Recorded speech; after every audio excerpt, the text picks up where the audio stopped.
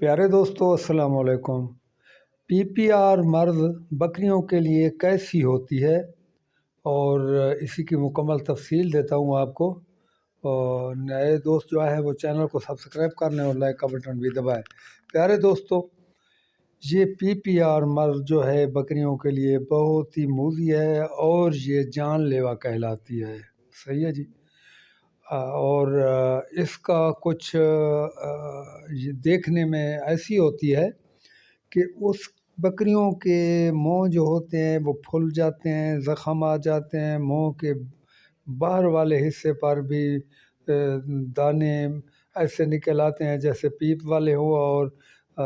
زخم ہوتے ہیں اور بہت خشکی لگتی ہے، وہاں پھٹیں پڑنی شروع ہو جاتی ہیں اور زخم اندرونی حصے میں بھی کافی ہوتے ہیں، گلے تک ہوتے ہیں، اور جانور جو ہوتا ہے چرنے پینے سے بالکل لاچار ہو جاتا ہے۔ بعض اوقات یہ پاؤں کے جو ہوتے ہیں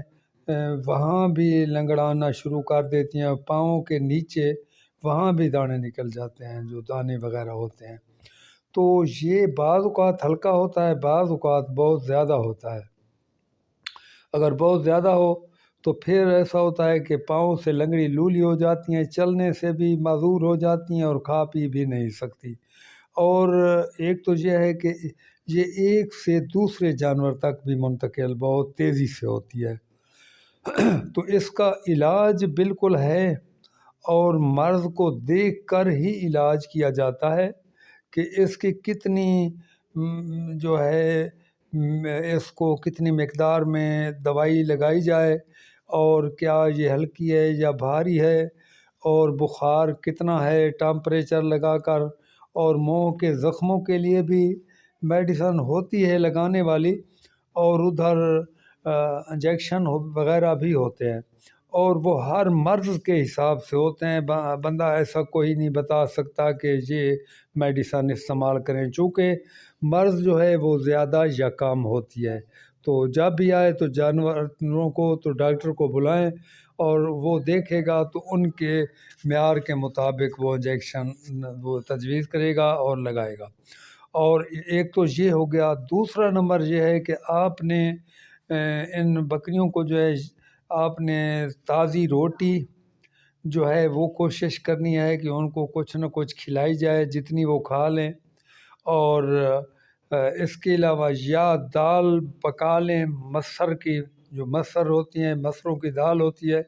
وہ اس کی جو ہے سالن جیسے خود پکاتے ہیں، پکا کر وہ ان کو چمچیوں کے ساتھ کھلائیں، تاکہ اس کے اندر کچھ نہ کچھ جاتا رہے۔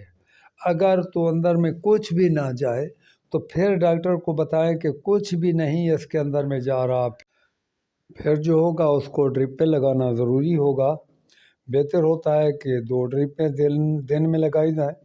اور اگر بہت زیادہ پانی کی کمی نہ ہو تو پھر 1 ڈرپ لگائی جاتی ہے۔ اس میں انجیکشن جو ہے وہ طاقت والے ملائے جاتے ہیں، تاکہ بکری کی غذائیت جو ہے وہ بھی پوری ہو جائے۔ اور یہ آپ کو پتہ ہونا چاہیے کہ جس جانور کو بھی پی پی آر ہوتا ہے، وہ پی پی آر سے مرنے کی یہی وجوہات بنتی ہے کہ وہ بھوک سے مر جاتا ہے، اور اس کے اندر پانی کی قلت ہوتی ہے اور غذائیت کی قلت ہوتی ہے۔ تو وہ آپ ڈرپ کے ذریعے پورا کیا کریں، اور اس کے بعد جو ہے اگر اس ڈاکٹر نے صحیح نسخہ استعمال کیا تو یہ جو ہے 5 دن تک زیادہ سخت ہوتی ہے، اور اگر اچھی میڈیسن اس کو لگائی گئی تو پھر میں سمجھتا ہوں انشاءاللہ تعالی 2 دن کے بعد تھوڑا بہت چرنا شروع کر دے گا، اور 5 دن کے بعد کافی سے زیادہ بہتر ہو جائے گا۔ اور اس جانور کو ایسے نہیں چھوڑا جا سکتا کہ اس کو میڈیسن انجیکشن وغیرہ لگا دیں جو بخار کا ہو یا پی پی آر کا ہو، اور ادھر اس کی غذائیت کا خیال نہ رکھا جائے، تو اس طریقے سے جو ہوگا تو بہت زیادہ اموات ہو جائے گی۔ تو پیارے دوستو، یہ بہت ہی موذی مرض ہے، اور اللہ پاک اس سے چھٹکارا بندوں کو دے۔ یہ حیوانوں کے لیے بہت جو ہے مضر ہے، اور جانوروں کے ایک سے دوسرے تک جاتی ہے، اور یہ جان لیوا کہلاتی ہے۔ تو اس کی جو ہے ویکسین ہوتی ہے، آپ کو اس سے بچنے کا یہی ایک طریقہ ہے،